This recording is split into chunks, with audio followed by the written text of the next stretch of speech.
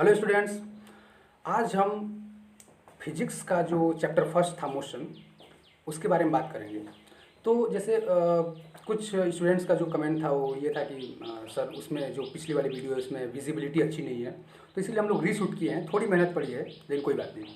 तो हम लोगों ने रीशूट किया है इसको और हम लोग चैप्टर वाइज लेक्चर जो फिजिक्स का है क्लास 9th का उसको फिर रीस्टार्ट कर रहे हैं। ओके, तो वीडियो बहुत ध्यान से देखिएगा, बहुत सारी चीज़ें इसमें सीखने को मिलेंगी आपको। तो चैप्टर 1 जो है या लेसन 1 फिजिक्स का, उसको हम लोग स्टार्ट कर रहे हैं। एनसीईआरटी के अकॉर्डिंग ये चैप्टर 8 है, ओके, फिजिक्स का। तो लेसन 1 का पार्ट 1 आज हम लोग डिस्कस करेंगे। तो पार्ट 1 जो है वो स्टार्ट करते हैं हम लोग। तो चलिए शुरू करते हैं पार्ट 1। तो मोशन जो होता है, मोशन जानने से पहले हम लोग कुछ इम्पोर्टेंट पॉइंट्स को डिस्कस करेंगे, जैसे क्वांटिटीज़। क्वांटिटीज़ क्या होती हैं? तो क्वांटिटीज़ एक कंसिडरेबल नंबर ऑफ अमाउंट होती है, मतलब जिस ऐसा अमाउंट जिसको मतलब एक कंसिडरेबल नंबर ऑफ अमाउंट हम लोग किसी भी ऑब्जेक्ट का ले लिए जो मिजरेबल हो, जिसको हम लोग माप सकते हैं, उसको हम लोग क्या बोलेंगे? क्वांटिटीज़ बोलेंगे। लेकिन फिजिक्स में इसका क्या यूज़ है? फिजिक्स में फिजिकल क्वांटिटीज़ इसको बोलते हैं। ओके, तो let's discuss about physical quantities. तो फिजिकल क्वांटिटीज़ आपकी स्क्रीन पर दिख रहा होगा। तो फिजिकल क्वांटिटीज़ होती क्या है, हम लोग सबसे पहले ये देखेंगे।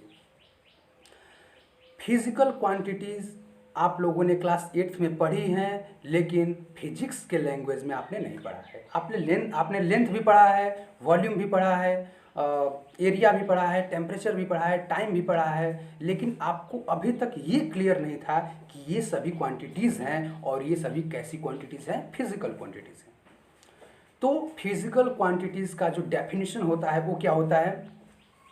फिजिकल क्वांटिटीज़ का जो डेफिनेशन होता है, तो ऐसी क्वांटिटीज़ जो रिक्वायर्ड होती हैं डिस्क्राइब करने के लिए फिजिक्स के लॉज को, ऐसी क्वांटिटीज़ जो डिस्क्राइब करती हैं फिजिक्स के लॉज को और जो मिजरेबल होती हैं उन्हें हम लोग फिजिकल क्वांटिटीज़ कहते हैं। क्लियर? ऐसी क्वांटिटीज़ जो रिक्वायर्ड होती हैं फिजिक्स के लॉज को डिस्क्राइब करने के लिए। जैसे न्यूटन्स लॉ है, तो न्यूटन्स लॉ को आप लोग डिस्क्राइब करेंगे अगर, तो उसमें किसी न किसी फिजिकल क्वांटिटी की ज़रूरत पड़ेगी। ओके, जैसे force is equal to mass into acceleration. तो मास और एक्सेलरेशन दोनों फिजिकल क्वांटिटीज़ हैं। ओके, अब इसको और अच्छे से समझने के लिए हम लोग एक एग्जाम्पल लेंगे। तो एग्जाम्पल लिख लेते हैं। अगर आपके पास सपोज करिए एक आयरन बार है, मतलब लोहे की छड़ है, और आपको उसकी लंबाई मेज़र करनी है, कितना लॉन्ग है वो। ओके, तो सपोज करिए हमने उसकी लेंथ जो है वो मेज़र करी, और लेंथ मेज़र करने के बाद हमको 25 सेंटीमीटर उसकी लेंथ मिली। तो आप क्या कहोगे कि उसकी जो लेंथ है, उसकी लेंथ कैसी है? उसकी लेंथ जो है वो 25 सेंटीमीटर है, यही बोलोगे ना? आप कहोगे कि उसकी लेंथ जो है इस आयरन बार की वो 25 सेंटीमीटर है। तो जो आपने टर्म यूज़ किया लेंथ, वही लेंथ क्या होती है? फिजिकल क्वांटिटी कही जाती है। क्लियर? तो क्या लेंथ ही एक फिजिकल क्वांटिटी है? तो जी नहीं, फिजिकल क्वांटिटीज़ बहुत सारी होती हैं जो आपको हमने अभी बताया। Volume, area, temperature, time, velocity, speed, ये सभी क्वांटिटीज़ फिजिकल क्वांटिटीज़ होती हैं। तो क्या स्पीड और वेलोसिटी सेम फिजिकल क्वांटिटीज़ होती हैं? क्या फोर्स और डिस्टेंस या डिस्प्लेसमेंट सेम फिजिकल क्वांटिटी होता है? तो इसके लिए हम लोग को और अच्छे से इन चीज़ों को समझना होगा। तो आइए फिजिकल क्वांटिटीज़ के टाइप्स को समझते हैं। तो फिजिकल क्वांटिटीज़ कितने टाइप्स की होती हैं? टाइप्स ऑफ फिजिकल क्वांटिटीज़ कितने टाइप्स की होती हैं फिजिकल क्वांटिटीज़? तो on the basis of representation हम लोग क्वांटिटीज़ को कैसे रिप्रेजेंट करते हैं, उसके बेस पर फिजिकल क्वांटिटी जो होती हैं वो 2 टाइप की होती हैं। तो सबसे पहला टाइप जो है वो क्या है? सबसे पहला टाइप जो है वो स्केलर क्वांटिटी है। सबसे पहला टाइप जो है वो स्केलर क्वांटिटीज़। तो स्केलर क्वांटिटीज़ क्या होती हैं हम लोग आगे पढ़ेंगे। उससे पहले हम लोग दूसरा टाइप देखते हैं। तो दूसरी जो टाइप होती है क्वांटिटीज़ की, वो कौन सी क्वांटिटी होती है?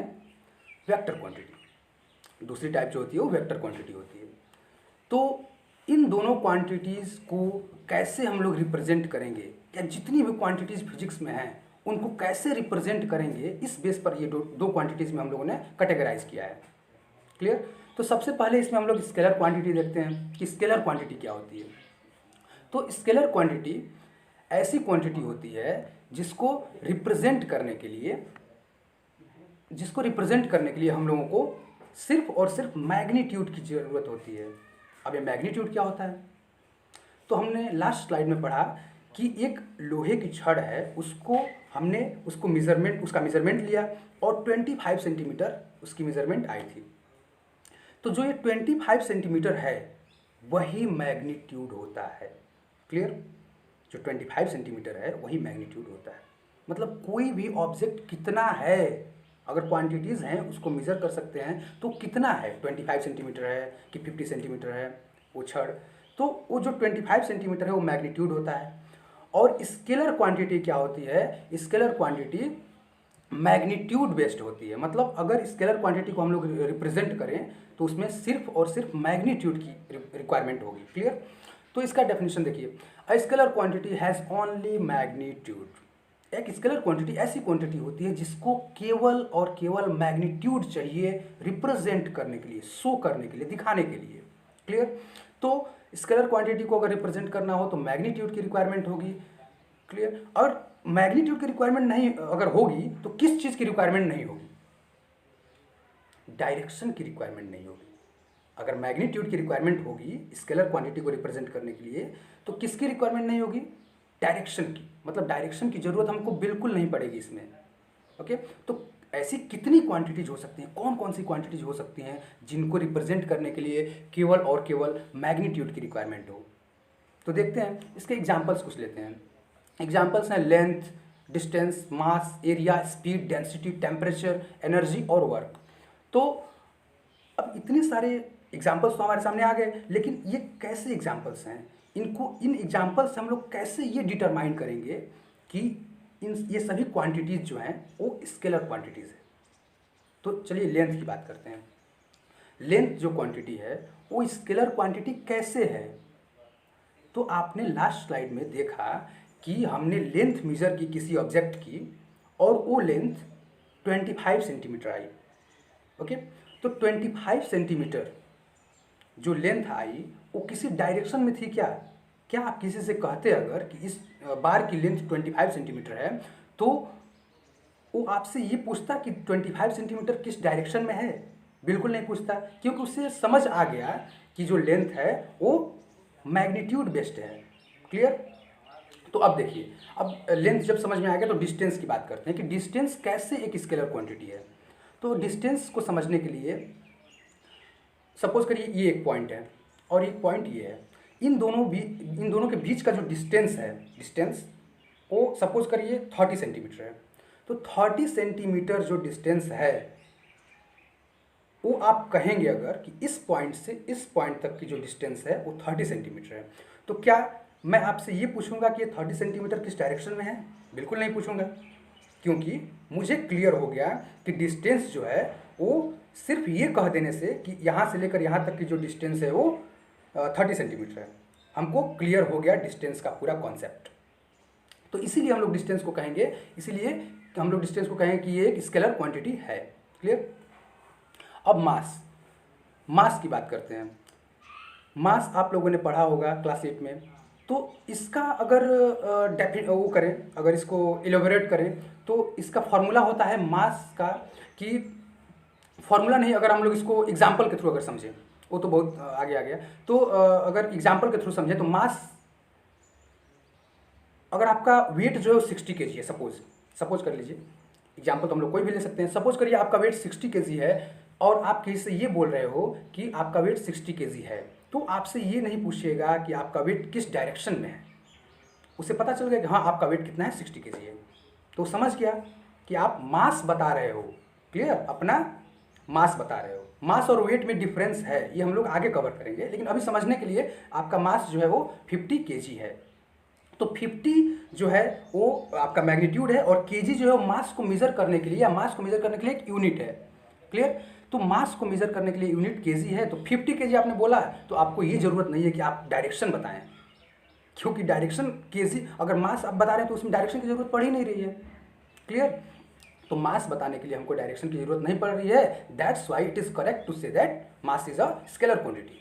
उसके बाद हम लोग एरिया की बात करते हैं। एरिया कैसी क्वांटिटी है? तो एरिया अगर मान लीजिए 5 सेंटीमीटर या 5 सेंटीमीटर, अगर इस एक स्क्वायर का एरिया है 5 सेंटीमीटर स्क्वायर, 5 सेंटीमीटर स्क्वायर एक किसी भी ऑब्जेक्ट का एरिया है, तो 5 सेंटीमीटर स्क्वायर जो किसी डायरेक्शन में नहीं है, मतलब यहाँ से हम अगर बोलें कि एरिया किसी चीज़ का 5 सेंटीमीटर है, स्क्वायर है, 5 सेंटीमीटर स्क्वायर है, तो सामने वाला ये समझ जाएगा कि ये एरिया बता रहा है, मतलब आपने डायरेक्शन नहीं बताया किस दिशा में है, और बताओगे भी नहीं क्योंकि इसमें डायरेक्शन की जरूरत होती ही नहीं है, तो वो समझ जाएगा कि एरिया जो है वो एक स्केलर क्वांटिटी है। ओके, तो किसी भी चीज़ को, इतने सारे एग्जाम्पल से हम ये समझे कि किसी भी स्केलर क्वांटिटी को अगर हम लोग रिप्रेजेंट कर रहे हैं तो हमको डायरेक्शन की ज़रूरत नहीं पड़ रही है, हमको सिर्फ और सिर्फ किसकी ज़रूरत पड़ रही है? मैग्नीट्यूड की ज़रूरत पड़ रही है।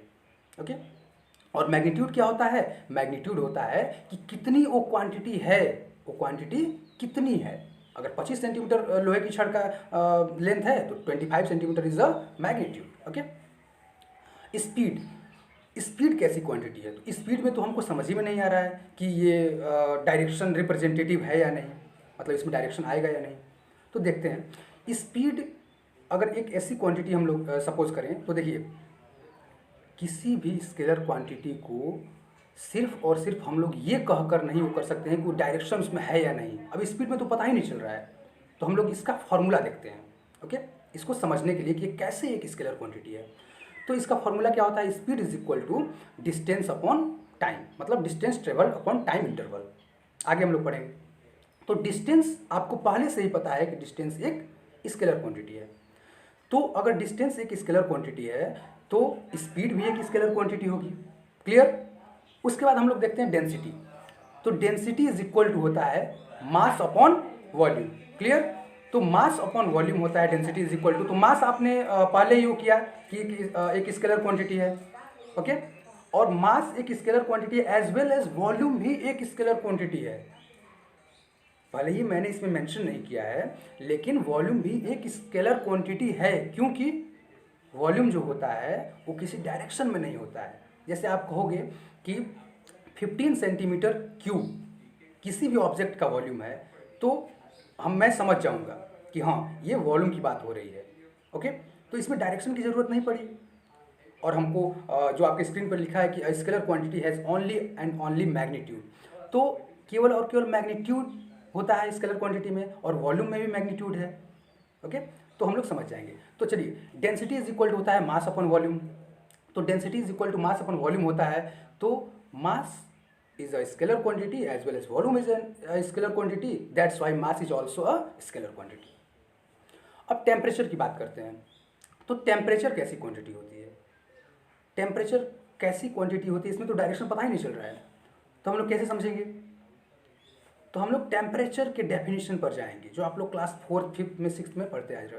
तो टेम्परेचर क्या होता है? अगर किसी भी ऑब्जेक्ट की हॉटनेस या कोल्डनेस की मेजरमेंट किया जाए, किसी भी ऑब्जेक्ट के हॉटनेस को या कोल्डनेस को हम लोग मेज़र करें, तो वही तो टेम्परेचर होता है, वो कितना हॉट है या कितना कोल्ड है।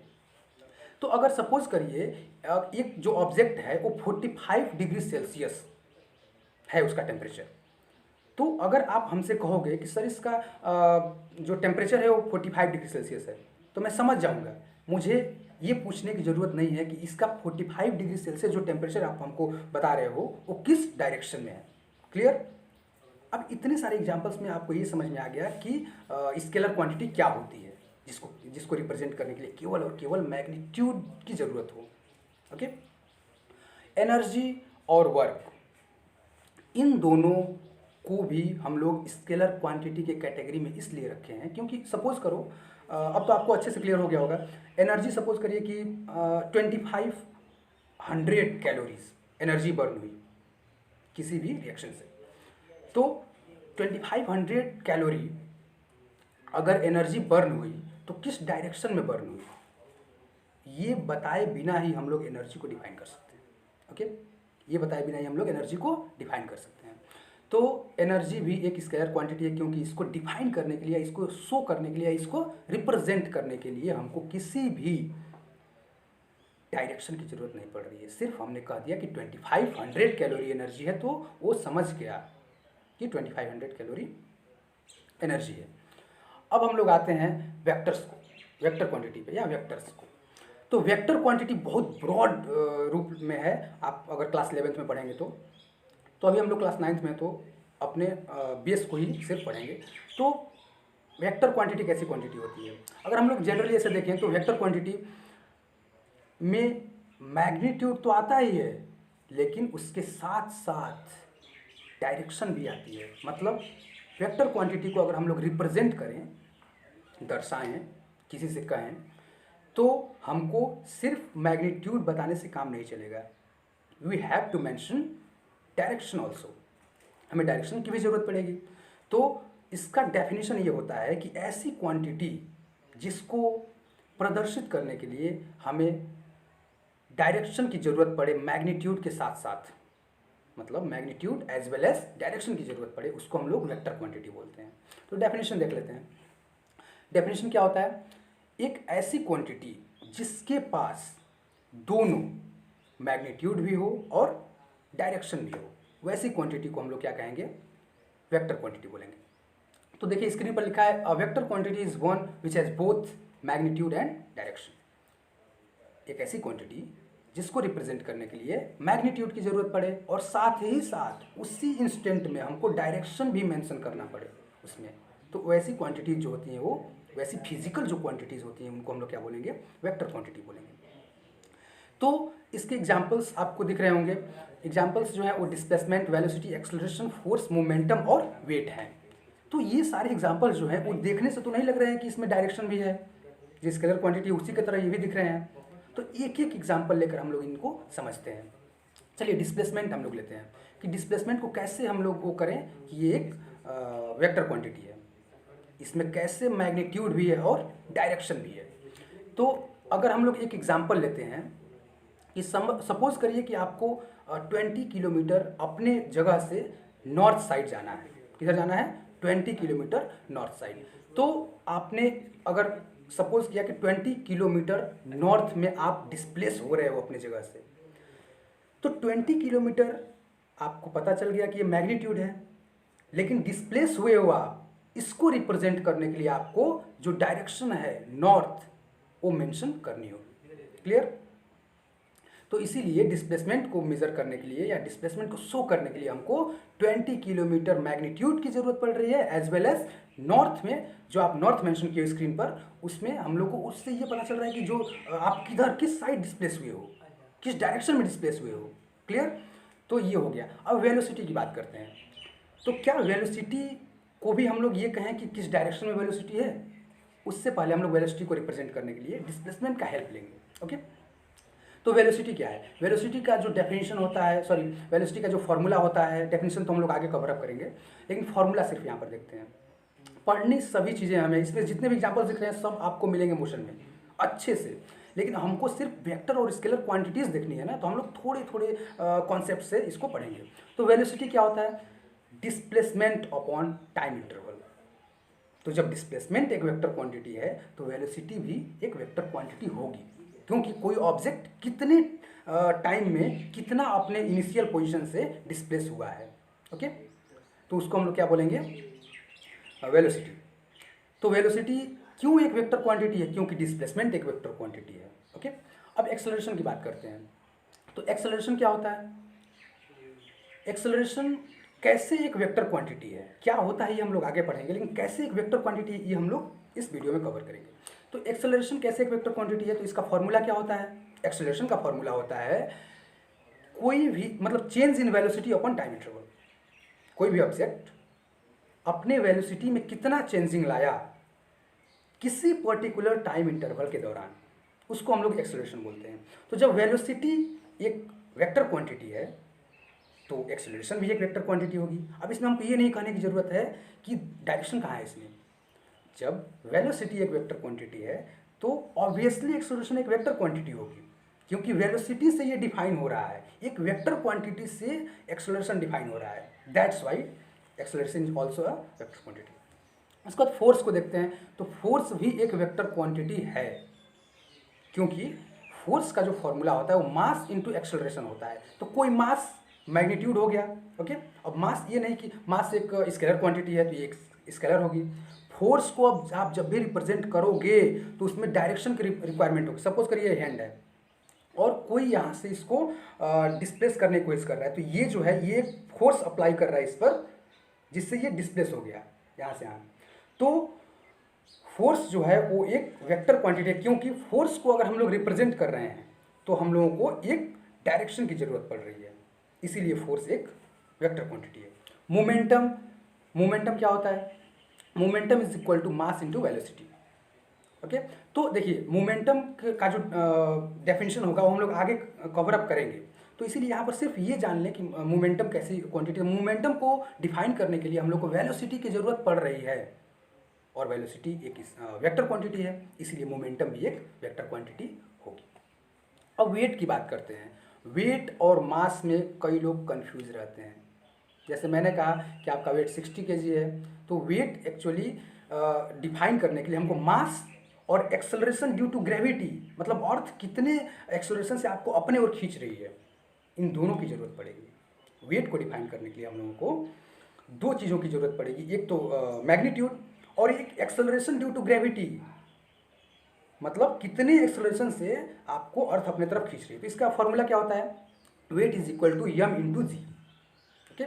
मतलब mass into acceleration due to gravity, मतलब अर्थ का जो एक्सेलरेशन है नीचे की ओर, मतलब डायरेक्शन रिप्रेजेंटेटिव है कि नहीं। तो मास के साथ साथ हमको, मैग्नीट्यूड के साथ साथ हमको डायरेक्शन की भी जरूरत पड़ रही है, ओके, वेट को डिफाइन करने के लिए या रिप्रेजेंट करने के लिए, इसीलिए वेट भी एक वेक्टर क्वांटिटी है। क्लियर?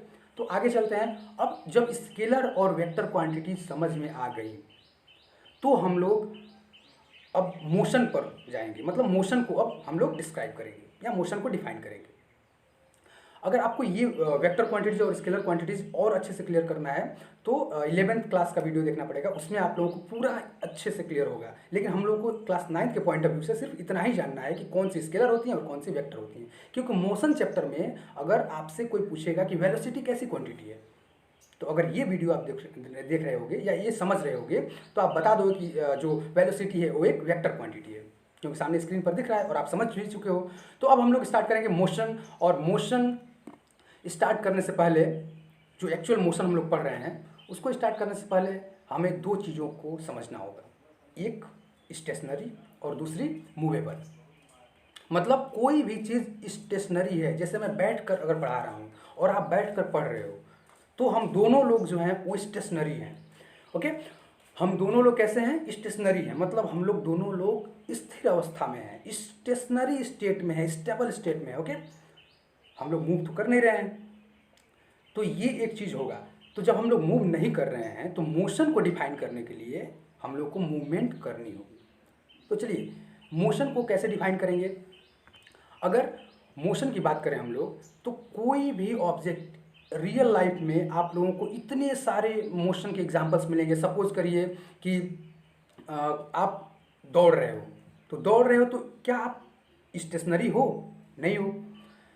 स्टेशनरी का एग्जाम्पल समझते हैं हम लोग, जैसे बिल्डिंग है, ट्री है, लाइट हाउसेस है, पोल्स हैं, ये सभी जो हैं जो स्टेशनरी है, जो रुके हुए दिख रहे हैं आपको, वो क्या हैं? स्टेशनरी ऑब्जेक्ट्स हैं। तो स्टेशनरी ऑब्जेक्ट्स से हम लोग मोशन को डिफाइन करेंगे, लेकिन अभी मूवमेंट के अकॉर्डिंग डिफाइन करते हैं कि किसी भी चीज़ में अगर मूवमेंट हो रही है तो मोशन है। और अच्छे से समझने के लिए हम लोग इसका जो डेफिनेशन है वो देखते हैं, ओके। तो मोशन क्या होता है? Motion is change in position of an object with time, ये इसका डेफिनेशन होता है। अब इसको हम लोग एलेबोरेट करते हैं, इसको एक्सप्लेन करते हैं। Motion is change in position of an object with time.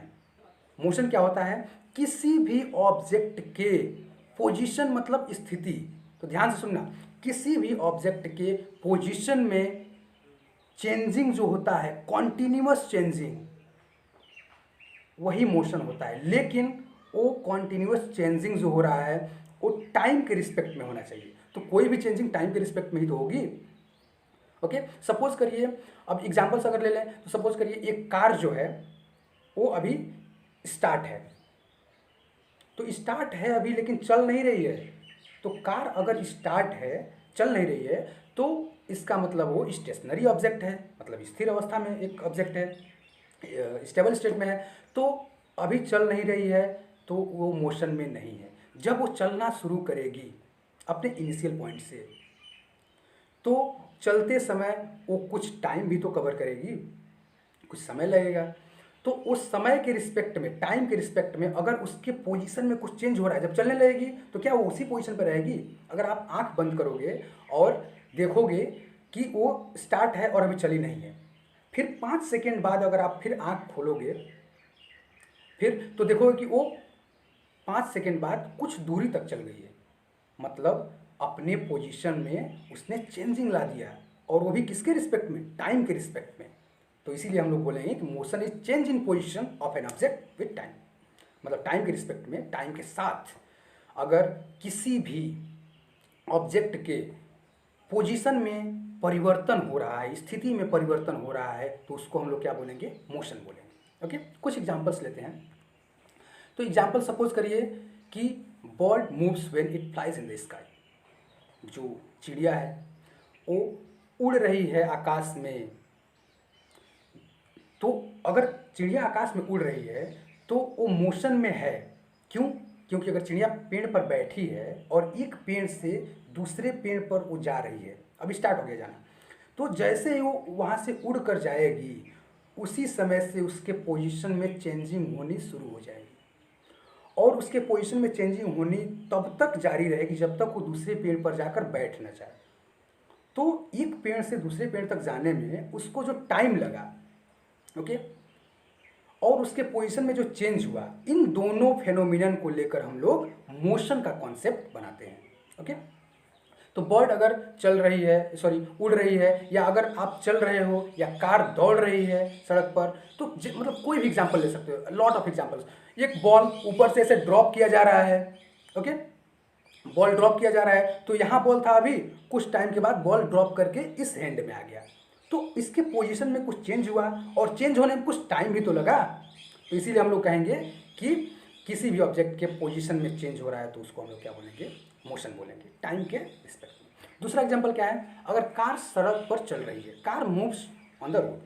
तो कार अगर सड़क पर चल रही है, तो मैंने इसका एग्जांपल आपको बता दिया है, ये जानने की जरूरत अब नहीं है।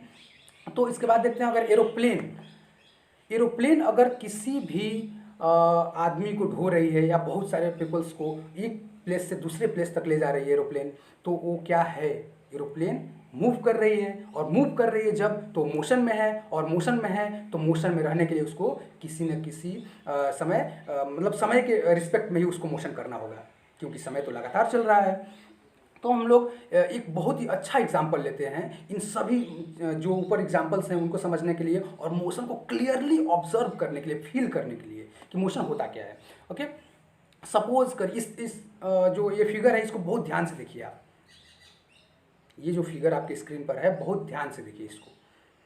इसमें दो एरोप्लेन्स आपको दिख रही होंगी।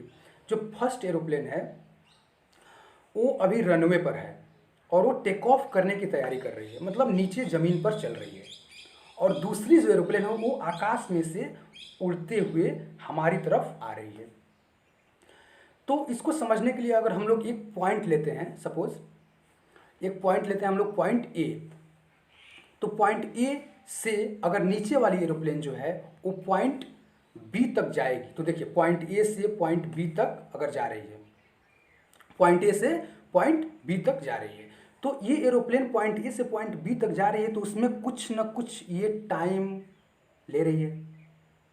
पॉइंट ए से जब इसने चलना शुरू किया और पॉइंट बी पर पहुंचने के बीच में जितनी भी डिस्टेंस इसने कवर करी है, उसमें इसने कुछ टाइम स्पेंड किया है, और वही टाइम जो होता है, उस टाइम के रिस्पेक्ट में अगर ये एरोप्लेन अपने पोजीशन को कॉन्टिन्यूअस चेंज कर रही है तो वही मोशन है। ओके, अब दूसरे वाले एरोप्लेन को देखते हैं जो हमारे नज़दीक आ रही है उड़ते हुए। तो कभी वो बहुत दूर थी और अब वो धीरे धीरे धीरे धीरे हमारे नज़दीक आ रही है, तो कहीं ना कहीं वहाँ से यहाँ तक आने में उसको कुछ टाइम लगा होगा, और उस टाइम के रिस्पेक्ट में उसने अपनी स्थिति को बदला है, अपने पोजीशन को चेंज किया है। क्लियर? तो इस तरह से हम लोग इस एग्जाम्पल के थ्रू हम लोगों को ये पता चला कि मोशन जो होता है वो स्क्रीन पर देखिए, change in position of an object with time, time के रिस्पेक्ट में ऑब्जेक्ट के पोजीशन में लगातार जो चेंज होगा उसको हम लोग क्या बोलेंगे, मोशन बोलेंगे। तो इसके बाद हम लोग आगे पढ़ेंगे, मोशन को ही कंटिन्यू करेंगे पार्ट सेकेंड में, और पार्ट सेकेंड जल्दी ही आपके सामने आएगा। तो जो मोशन है पार्ट सेकेंड, उसको हम लोग बहुत अच्छे से पढ़ेंगे, और इसमें जो भी आपको प्रॉब्लम्स होंगी वो आप डिस्कस कर सकते हैं कमेंट में। तो